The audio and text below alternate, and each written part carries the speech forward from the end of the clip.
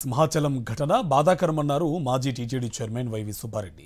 చందనోత్సవానికి ఒక ప్రణాళిక లేదని ఆరోపించారు. రాష్ట్ర ప్రభుత్వ నిర్లక్ష్యంతోనే భక్తులు చనిపోయారన్నారు. భక్తుల పట్ల ప్రభుత్వం నిర్లక్ష్య ధోరణితో ఉందన్నారు వైవి సుబ్బారెడ్డి.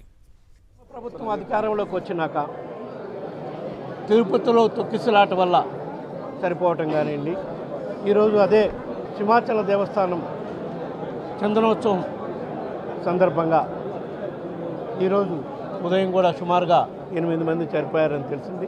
ముందుగా చనిపోయిన కుటుంబాలకి రేవ సంతాపం తెలియజేసుకుంటూ ఇటువంటి సంఘటనలు జరగకుండా రాష్ట్ర ప్రభుత్వం ముందుగానే చర్యలు తీసుకోవాల్సిన సందర్భాలు ఇటువంటి సందర్భాలు. ఎందుకంటే తిరుమలలో కానివ్వండి, సింహాచలంలో కానివ్వండి జరిగిన సంవత్సరానికి ఒకసారి ఈ కార్యక్రమాలు జరుగుతాయి.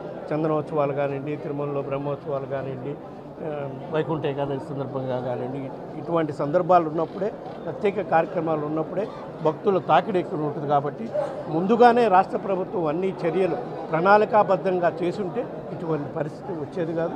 ఇది కేవలం రాష్ట్ర ప్రభుత్వం నిర్లక్ష్యం వల్లే ఈరోజు సింహాచలం దేవస్థానం పరిధిలో 8 మంది చనిపోయారంటే ఏది కేవలం వర్షం వల్ల గోడ కూలిందని చెప్తున్నారు. కానీ ఆ గోడ నిర్మాణం ఎన్ని రోజుల కింద చేశారు? నిర్మాణం కేవలం 10 రోజుల కిందే గోడ నిర్మాణం చేయటం జరిగిందని చెప్తున్నారు. 10 రోజులు ఈ ఫలాని రోజు సింహాచల దేవస్థానం చంద్రోత్సవ కార్యక్రమం జరుగుతుందని తెలిసి 3 నెలల నుంచే ప్రణాళికాబద్ధంగా అన్ని కార్యక్రమాలు చేసుంటే ఈరోజు ఈ పరిస్థితి జరిగేది కాదు. ఇది కేవలం రాష్ట్ర ప్రభుత్వం ఒక నిర్లక్ష్యం వల్ల, రాష్ట్ర ప్రభుత్వం భక్తుల పట్ల నిర్లక్ష్య భావంతో వాళ్ళకి సకల ఏర్పాట్లు చేయటంలో లోపం వల్ల ఈ కార్యక్రమం జరిగిందని చెప్పి మేము భావిస్తున్నాం.